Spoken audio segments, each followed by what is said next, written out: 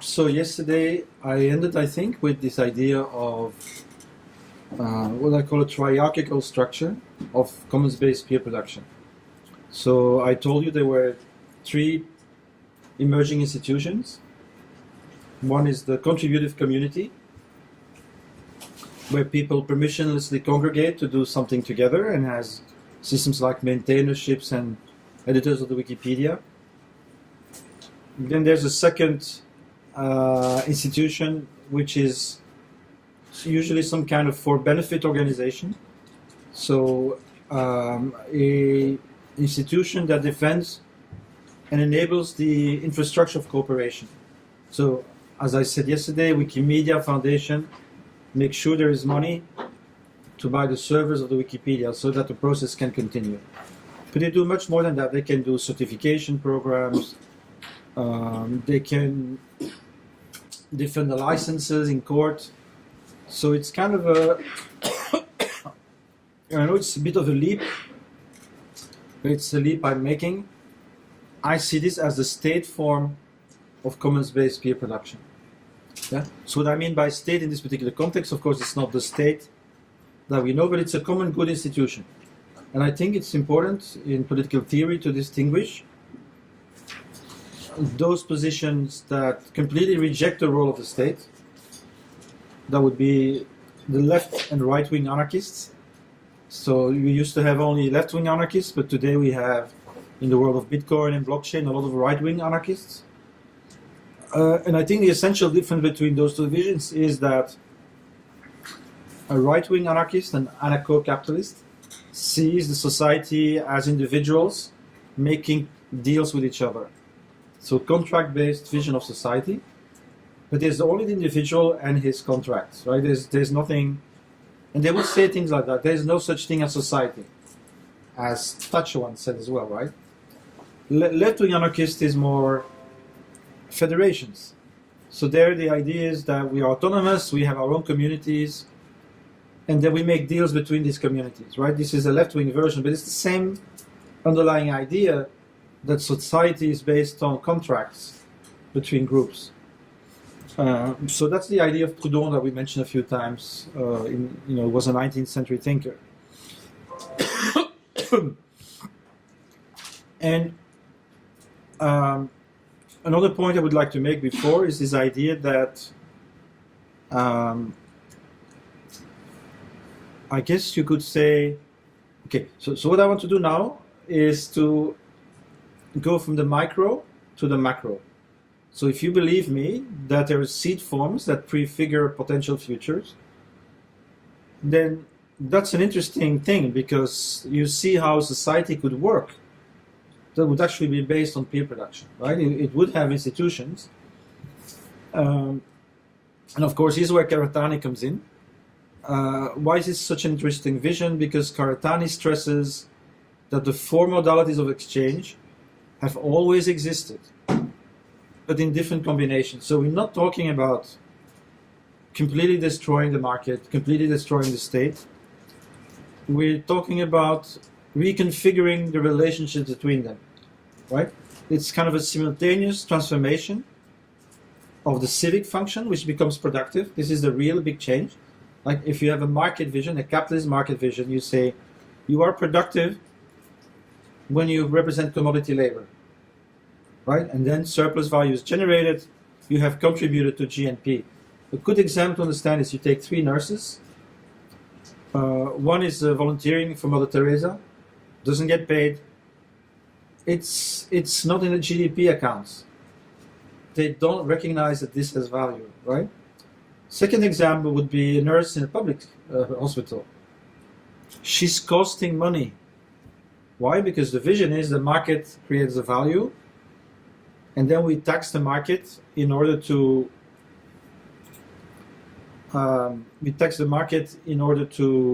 fund expenses, right? So it's only the nurse working in a private hospital which is recognized as a value creator. This is the market vision. In a contributive vision, well, you say everybody is contributing somehow to the health of this common, is creating value, right?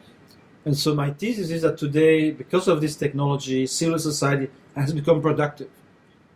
Of course, you have to explain why that is, but that's very important. So it's no longer you're working in the day, you subordinate to your boss or to the market, and then in the evening you do a bit of NGO volunteering. No, this is not what I'm talking about. This is your work is creating the commons with other citizens, and you're creating livelihoods around it, and you're transforming state functions to make it work for you.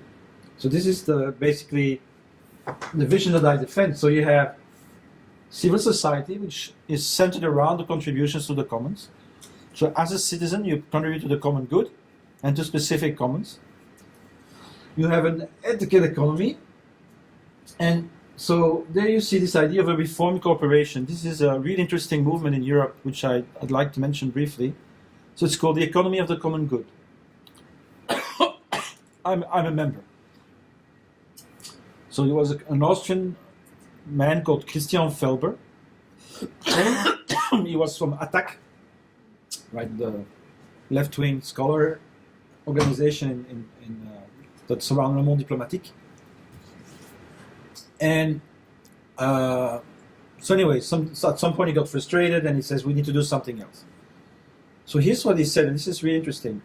He said, all the constitutions in Europe say very clearly that the economy should serve the common good. There's none that doesn't say it. So you know, all these legal texts say the economy should serve the common good. So the next step, he then says, but the common good is not metaphysics. It's actually something that you can measure. So as a society, you can agree on what is the common good. And there's a surprising consensus about this. It's not at all like, so there is a consensus, maybe 85% of the people, if you ask them what's the common good, will come to the same conclusions. It's not radical. It's like, just like a normal person think that, the state should serve the people, for example, or that there should be more inclusion, or, these kinds of beliefs, right? They are, it's not that they always practice, but it's there as a, sorry for that, it's there as a belief system. And so here's what he says, and this is I really, so they worked on an accounting system which is called the Common Good Accounting. It has 17 clusters of measurement about diversity, inclusion, environment, climate, all the positive impacts that a corporation could have and that it should be measured on. So the financial aspect of this accounting is only 17% of that cluster. Because the idea is, well, we have to survive, so you can't have a deficit all the time. But this is not the important thing. The important thing is not the exchange value, which is a means to an end, and the end is use value, right? And it seems to be, I don't know for Asia, but in Europe, that this is the origin of the corporation. So originally, it was the kings who gave a privilege to a particular project to say, you can create this company to do X, Y, Z. So there were charters that were obtained from the royals, rulers, in the 17th, 18th century. So here is the idea, which I think is, gives you an idea how this could work. So what he's saying is, we don't have to abolish the corporations, which would be a very, very difficult thing to do. But what we can judge them differently. So you could have taxes and subsidies that are geared to the common good accounting system. In other words, the better you do on the common good indicators, the less taxes you pay, and the more subsidies you get, and vice versa. So what it would mean is that corporations would start competing in an entirely different way, because they would have to prove that they're actually doing something good. I think it makes sense as an approach. So I really like that approach, because what I'm doing, I'm working at the margins, like many of us, I think, right? The margins are very important because that's where innovation comes from. But if you really want to change the society, you have to find a connection with the mainstream. And I think that gives a good vision of how this could eventually work. So I think this is an interesting approach. And so they have two accounting systems, one for regions and one for corporations. I think they have like 2,000 corporate members. And for example, in Belgium, there's already a city that judges their investments on the basis of the common good accounting. So it's still experimental, but it's pretty, they have 10,000 members, they're present in a dozen countries. And so their idea is that first they experiment with the accounting system, and when they feel it's solid, they will create a movement for a constitutional convention, which the aim would be to make those clauses in the constitution really work, because now they're like just words, right? They're not applied. Okay, but I just want to give you an idea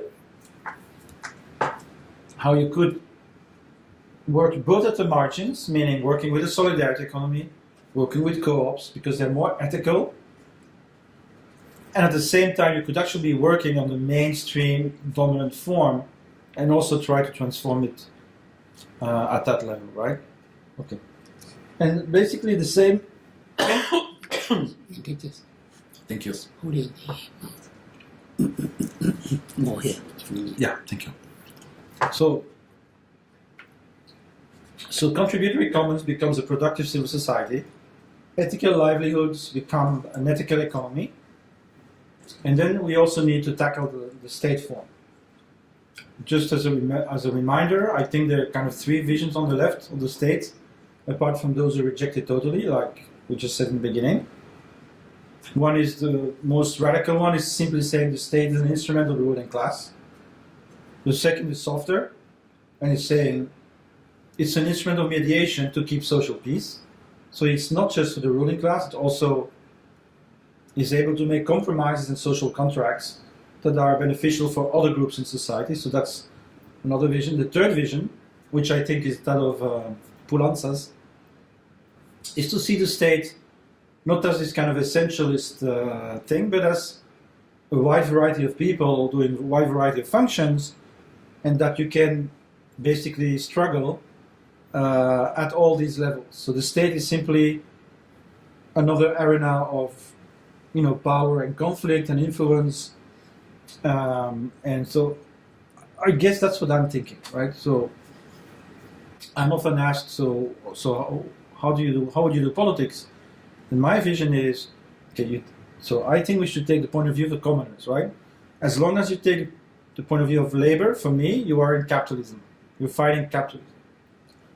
If you take the point of view of the commons, you are in post-capitalism. You are building something new inside the old. It's not easy. You have a lot of pressure, but you're building, and again, I'll talk about marriage. I think it's a good analogy, right? You know what they say? As long as you keep fighting, you love each other, right? And in other words, you are giving energy to the relationship, even if it's bad energy, but you're giving energy to the relationship. There might be a moment in your couple when you say, I can't stand it anymore, this is not going anywhere and it won't change. Yeah, at that moment you give up. That's when the thing dies. That's when you stop giving energy to that system. So I know it's a bit of a stretch, but I like that analogy. So I feel that anti-capitalism, for too long, for 200 years, it hasn't worked, is staying too much in this conflictual position, and it's not doing enough, to move away from it, basically. So I think from a commons point of view, what I would say is, in a very pragmatic way, is, what forces in the state could be beneficial for the commons? Are there within the different parties, and I'm still thinking of, red-green, basically progressive parties, but it could be Christian Democrats or social liberals. So, not parties that have explicitly neoliberal domination in their program, but where you can see that there are different forces that are present, and some of these forces are interesting. So in Belgium, it would be the social liberals. The liberals in Belgium are a right-wing entrepreneurial party, but they have a long tradition of social liberalism, of liberals working with the labor movement for civil rights and labor rights, right? So it's basically looking at, who's there that could help you, that could ease the regulations, both taking away negative regulations and creating more positive regulations. And so this is all the stuff I did in Ghent, so I'll tell you a little bit about Ghent. So Ghent is a city with a long history in Belgium. In the 12th, 13th century, it was like as strong as Venice. It was, you had Venice in Italy, and then you had Ghent and Bruges in Belgium as really key commercial cities after the revival of trade in the 11th century. And so just to a bit of the period, so people were in a feudal system, they were bound to the land, but if you could flee and stay away 1 year without being arrested, you were actually free, right? So these people would congregate around the cities and create the guilds, the craft guilds and the merchant guilds. And they basically, this is a time of contracts. So these cities were free cities with charters defending their rights. Every city had a different charter. And the guilds were autonomous, so they had their own judicial system for their own members. Why am I saying this? Just to tell you that there is a whole history of self-governance in these cities, right? Then in the 15th century, you have the religious civil war in Europe between the Catholics and the Reformation. And for a brief time, Ghent is a Calvinist republic. But it loses, and so then you have basically a Catholic dictatorship. And that's basically the destruction of Ghent as a free city. So for then the next 2 centuries, it's a backwater. They do farming inside the city again. It's like it loses its edge as a city. But in the 18th century, or maybe 19th century, it's the place in Belgium where the textile industry takes on. And so they create the labor movement in Ghent. Yeah. So just to tell you an anecdote. So there's a few squares, and one square you have what used to be a huge labor bakery, like a cooperative that make bread for workers at low prices. And you know what it says? And this was only taken away in the 30s. It said, against wage slavery. I mean, who in the left knows that the left used to be against wage slavery, right? So after World War II, the left accepted wage slavery as part of the welfare state social contract. But before, it didn't. It said, so the word capitalism actually comes from feudalism. It was used to indicate that capitalism was just another domination system, and that being dependent on a wage was a kind of feudal relationship with your capitalist boss, right? That was the original idea. But so I'm just giving you kind of a background to the city, which is a bit special. And then since the 70s, I guess, or maybe the 80s, they have had a very long progressive tradition. So basically red-green, sometimes with the liberals, sometimes with the Christian Democrats. So they had time to create a strong participatory culture. And they have functionaries, for example, neighborhood functionaries. Every neighborhood, there are 24 of them, has people who are paid to stimulate the cultural life in the neighborhoods. They're paid by the city. Then there are social functionaries. They are paid to identify people in trouble. Yeah, so they really look for families who fall out of the safety net for some reason. And then they have the power to help them by making special deals. Then they have school functionaries. It's called the broad school movement, which are paid to look at migrant children and their parents, and at the cultural problems they may have, right? Because you're coming from the countryside somewhere in Morocco, you're thrown into a modern city that doesn't give you necessarily the understanding of how that society is working. So they're paid to work on these relationships with the parents of migrant children. And so what's really nice about Ghent is that, as you know, we have a migration and refugee crisis. And my home city of Brussels is absolutely terrible.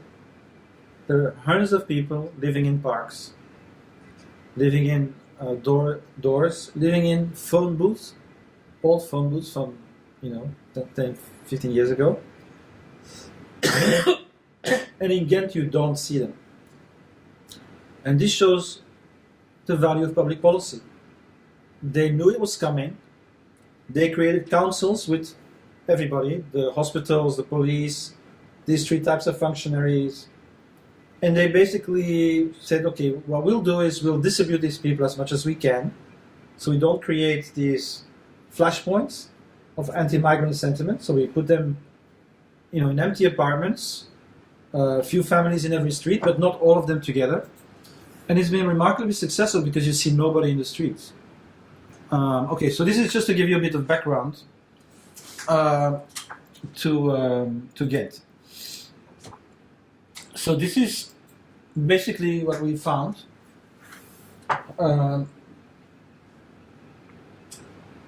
So what we found is that the urban commons works exactly like the digital commons. For me, that's an important finding. So in other words, the urban commons have shifted towards a contributory model. They're no longer membership-based NGOs. There are people who create projects where everybody is welcome. Yeah. And for example, there's one park. It's an old abbey, and the story is very simple. One person who was concerned about the lack of cultural life in the neighborhood went to talk to a functionary and asked him the key of this monastery, which the city could no longer maintain. And that was like 10 years ago. And since they've been organizing cultural events every single weekend, more than one. And if you go to the website, it will be very clear. It says anybody who contributes is a member. Right? So you see that even though this is a physical urban commons, it has the same philosophy as digital commons, which everybody is welcome to contribute, and it's your contribution that creates your membership, not any formal signing up to an association or. And so we found the same thing. We found 500 urban commons initiatives from 50 in 2006, so a tenfold increase. We found that they are active in every provisioning system. They're not big, but they exist. So if you want mobility, there is a car sharing association, and there's an electric cooperative.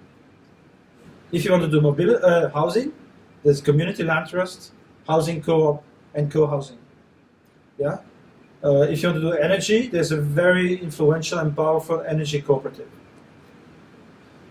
I think this is important, right? To see that today, these all exist. So there is no provisioning system where citizens have not tried to do it differently. And where after 10 years, they have succeeded in creating livable projects. And like in the digital space, we see that behind these projects are actual organizations. So one, for example, is a social Catholic organization, which is called Building Up Society, or Building Up Civilization. And they're creating in the poorest neighborhood all kinds of projects that are run by the people themselves. But my conclusion is that you do need those infrastructural organizations, right? So behind the commons, there are people seriously thinking and working on maintaining those infrastructures, looking for money, looking for funding, organizing themselves, stimulating, learning. And also, we see that there is a generative economy emerging. And so, particularly in Ghent, is the issue, which works very well, of temporary usage. So before giving land to a developer, Ghent offers a few years or a few months of usage to civic organizations. And I mentioned the other day the call for common, so that the competition was what organization is the best able to create an alliance of a maximum number of people to do this project. This is very interesting, I think. But what's happening in Ghent is that there is now a nomadic economy around these temporary usage spaces, right? So you have, let's say, rooftop garden projects, or hydro, you have fish, the fish feed the plants feed the fish. You put some solar energy and it creates a closed loop system. So all these projects are experimented in these temporary usage spaces. Eventually they create a little company and then they move from one to the other, right? Because that gives them cheap rent. And so this is interesting. So this is, I'm not saying it's very big, but it's there. And so this is interesting because it tells me that it's the same structure, right? That there is today this underlying commons dynamic. So you see 5 little arrows, and this is where the government intervenes, not officially. So there was in Ghent no official policy that is specifically commons. But because of all the functionaries that I mentioned, there's an actual practice of stimulating participation. So what do? They help the infrastructural organizations. They help the incubators that create commons. They help the commons. They help the incubators for the businesses that emerge out of the commons, and they can support the businesses. So this is a random, fragmented policy, but it's there. Yeah, it's. This is what I documented, that these people were actually involved in stimulating and helping the commons in Ghent. So, and the kind of things they did was learning, material and immaterial support, and regulatory legal support. The last one is very important, just to mention a few things. This is actually about the state, which is the same in Ghent.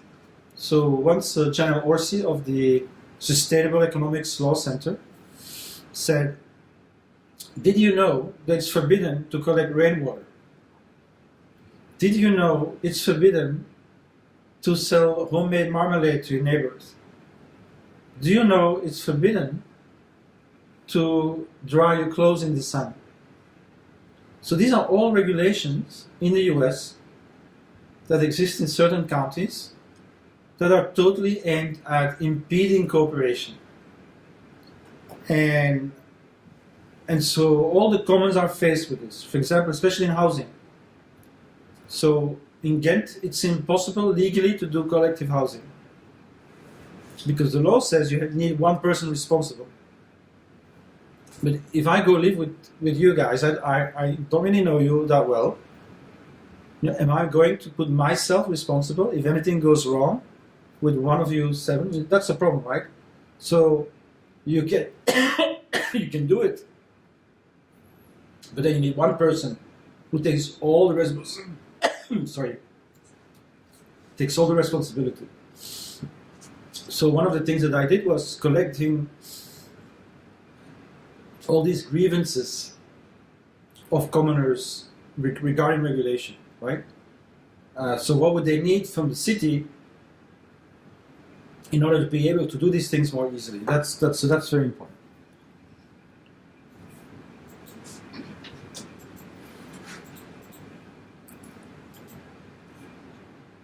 See it back?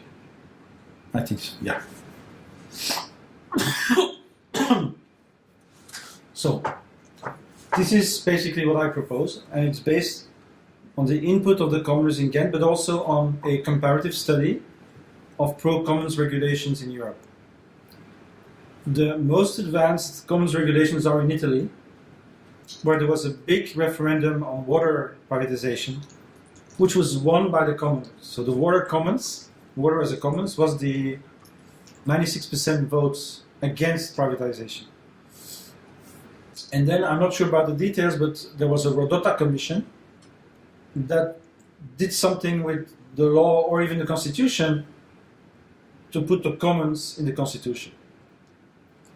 Based on that, Italians have created things like the Bologna regulation for the care and regeneration of the urban commons, which is now used in 150 different Italian cities. And this is basically what it does, right? So this is seeing the city as a convener of support coalitions. So first of all, you have a lab. Sorry, it's in Dutch, the Stadslabo. So you have a lab, and the lab is the one contact point between commoners and the city. So if you have any project, you can go there and say, this is what we want to do. And commoning is defined as caring for a common resource. So we want to care for this park, for this building, for this, yeah. And so what this lab will do after finding the right people, not just in the city, but in Italy it's it's called the five. Actually, the five. It's not the 5-star movement, but it's the quintuple governance method. So here it is: the city, the Chamber of Commerce, the research organizations, and formal civil society, the NGOs, get together to help a civic initiative, right? So the role of the city as a convener is to find the right partners for a particular project. And then they make the second step, which is a commons accord. This is an agreement between the city and the commons association that what are the rules of the cooperation. I give you a silly example, but in Ghent you can't have animals in the city, right? So there's no cows, there's no pigs, there's nothing of that kind. It has to be clean and everything, right? So there was this park. These have become good friends of mine. They took over an old industrial building that hadn't been used for 25 years. They said, we'll make this as a park of our community.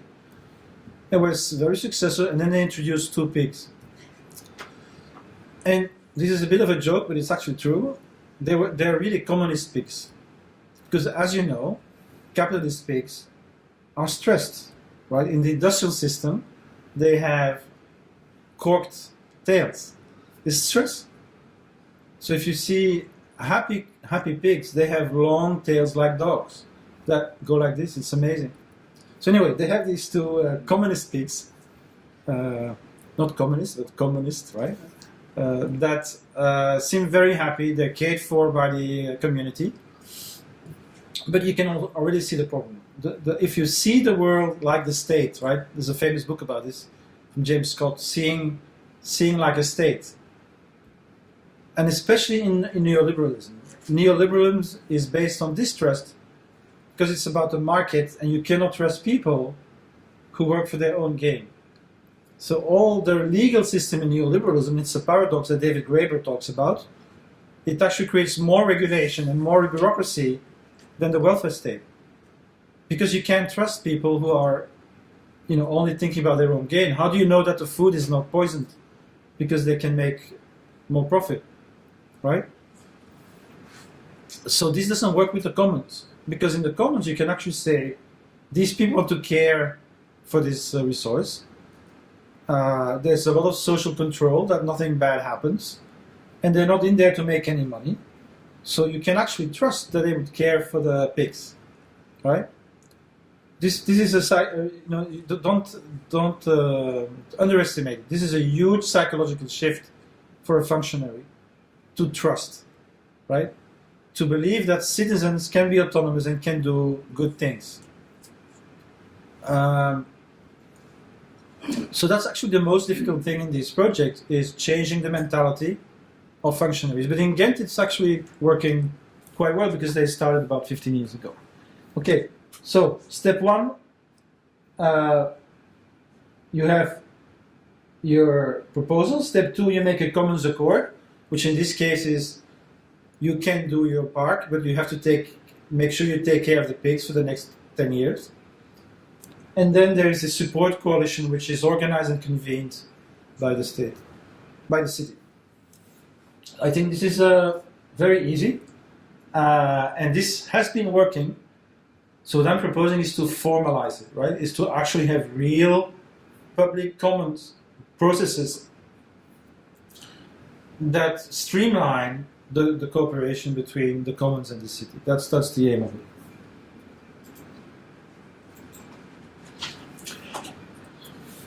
Okay, so that's the next step, which is again, it's about to formalize public commons cooperation at the city level.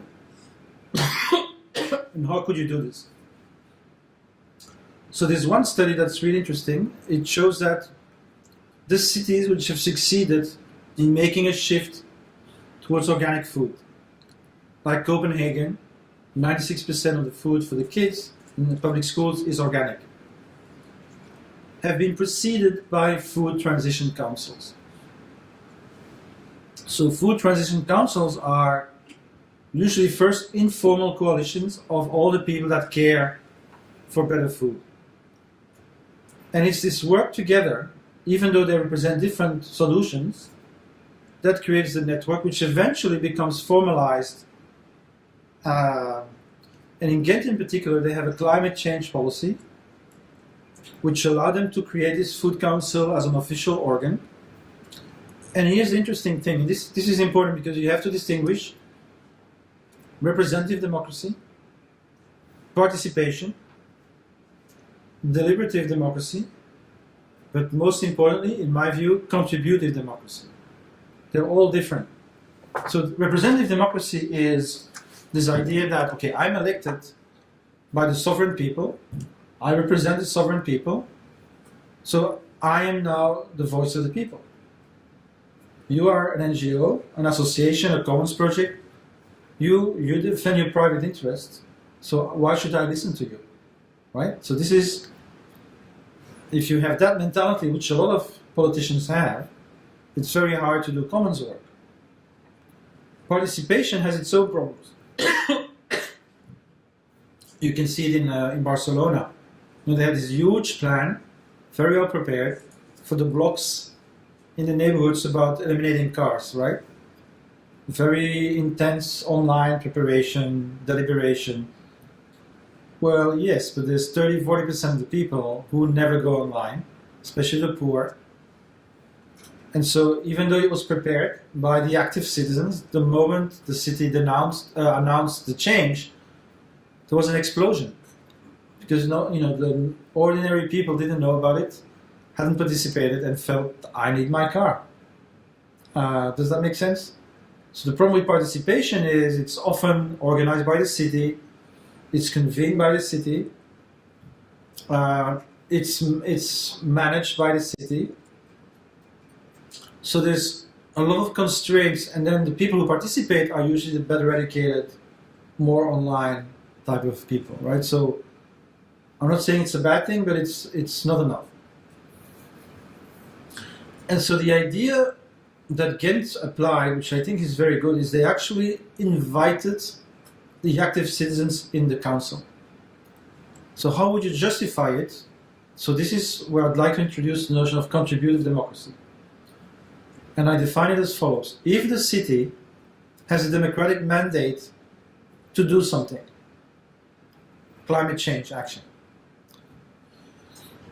and there is clear indication that there is state and market failure in actually achieving those goals, then it makes sense to say, well, these people are actually doing it, they are exemplary for our city, and so we should support and integrate those people into the decision-making process. So this is not representative democracy, right? And I can understand why people would say, well, isn't it another elite? Yes.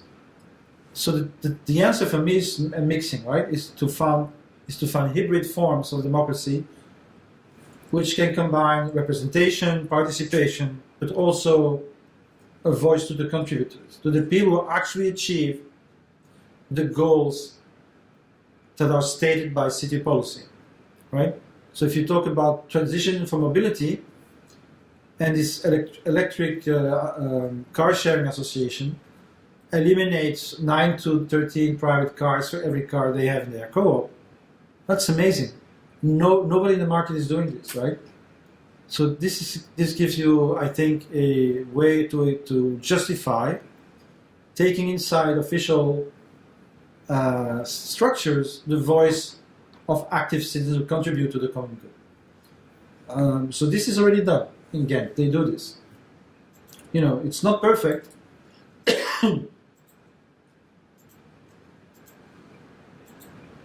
Okay, I'm going to conclude because I'm a bit sick today. This is the grand plan for commons-based social change. So what I'd like to see is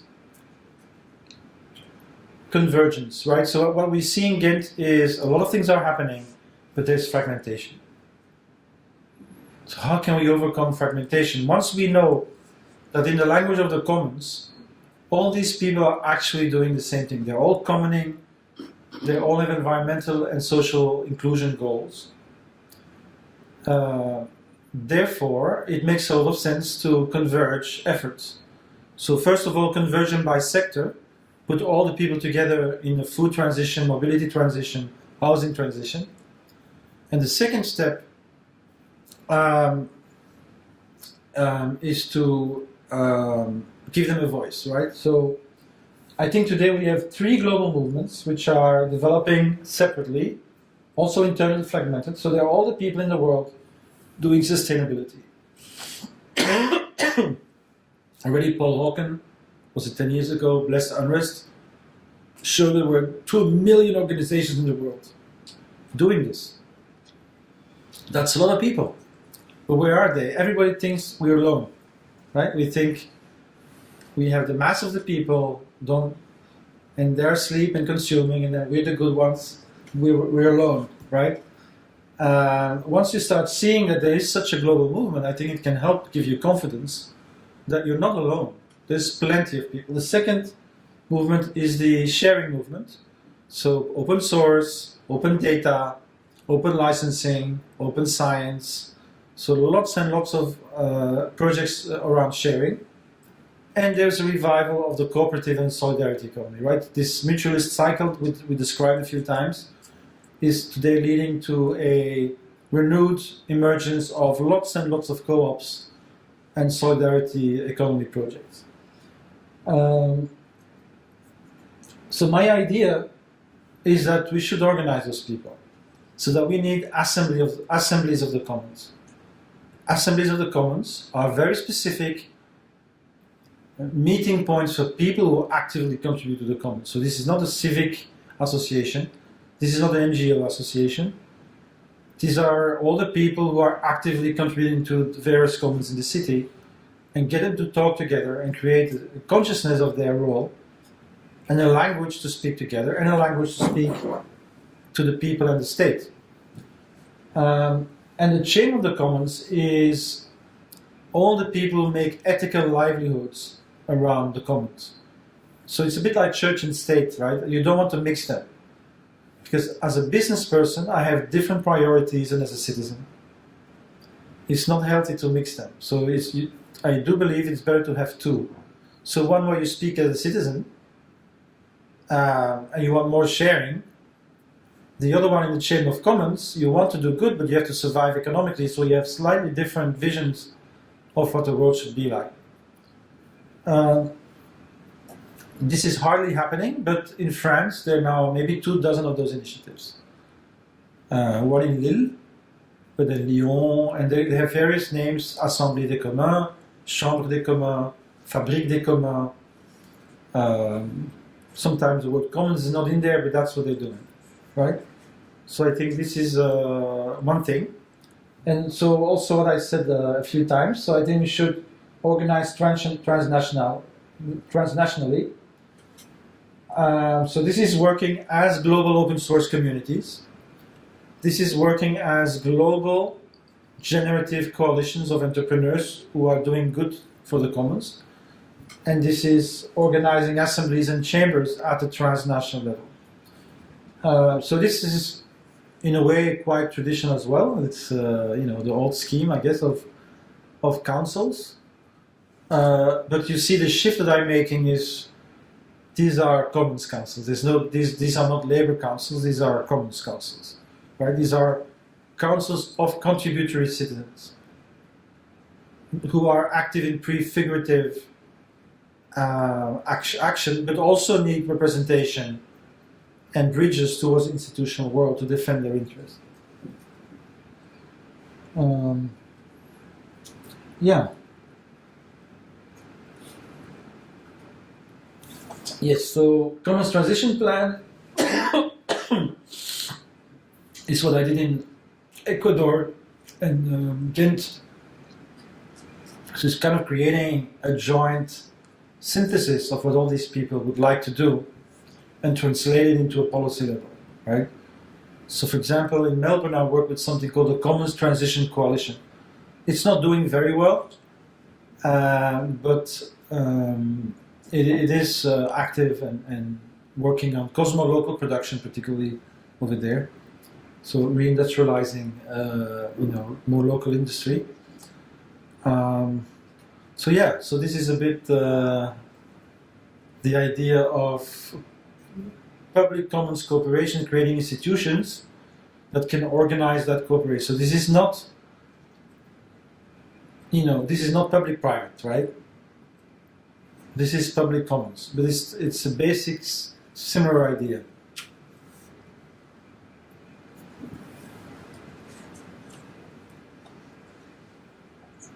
So is the grant that you have now to work for 4 years, is it to promote this type of commons? So the particular grant I was talking about is a grant from the European Research Council to look at cosmo-local production communities in the world. So we are a research organization, so we study people who do it.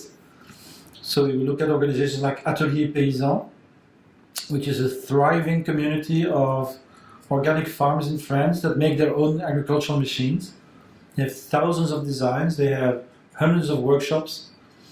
So another one is in Bhutan, I'm not sure which one, but we're talking to Bhutan.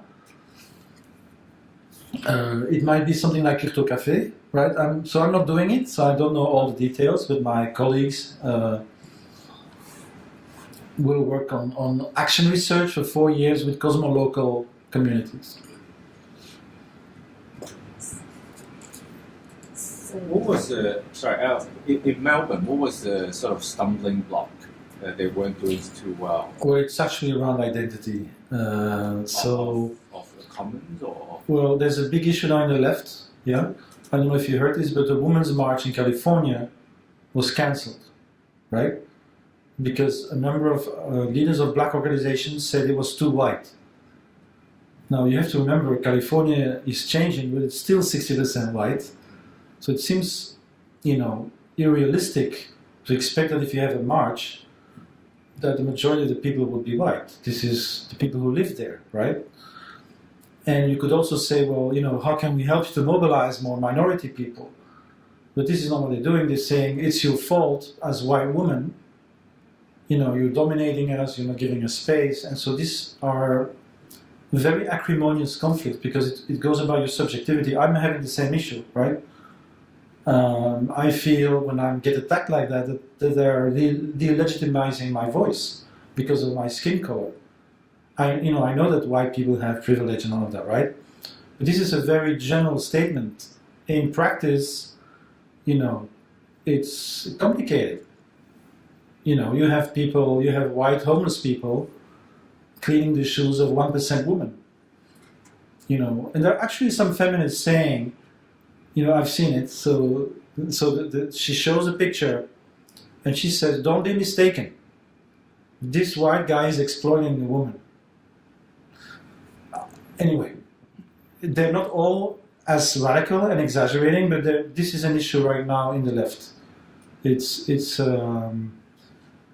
There's very rapidly a new hegemony emerging around these ideas that some people like me find a bit problematic, right? So it's a question of, for me, a question of degree, right? I can go very far in my sympathy. I'm 100% for, LGBT rights, and I don't see any problem with that. But, there's always a point where what I feel, that an absolute becomes a lie, right? So something that's reasonable, when it becomes the only truth, becomes dangerous. Because it's the only thing you can see is this one division over all the others that completely dominates your thinking. And And so right now it's difficult to collaborate in the left. This is one of the big reasons.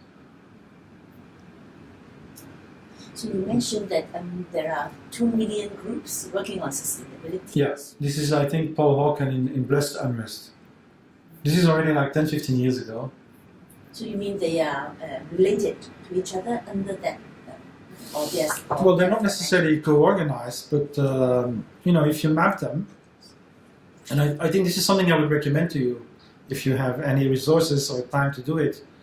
Just start mapping. So what happens in Europe when we do these mapping exercises is that in every street there are dozens and dozens of people engaged, right? But every of those person thinks all the others in the street are just working and consuming and are not thinking about these things, but they are, and they're actually active, and you just don't know about it. And so I think mapping is a really good exercise to show that we are already in a transition, right? That people are already changing their lives, organizing food supply chains differently, organizing energy co-ops. It's just that people can't do everything. So it's not, you cannot expect of an individual to do everything, because if you want to do, if you want to be successful with energy co-ops, it's going to take all your life. You know what I mean? It's like a full engagement, right? But as a commons movement, I think we should be able to show the complementarity of the efforts and create these linkages that make us stronger. But the first step is to actually know who's doing what. Actually, when I see the university here, I see the posters, I'm thinking, wow, there's a lot of students doing social entrepreneurship, poverty. You see that there is this looks like there is a sizable social justice engagement amongst the students. Would you confirm this? Yes.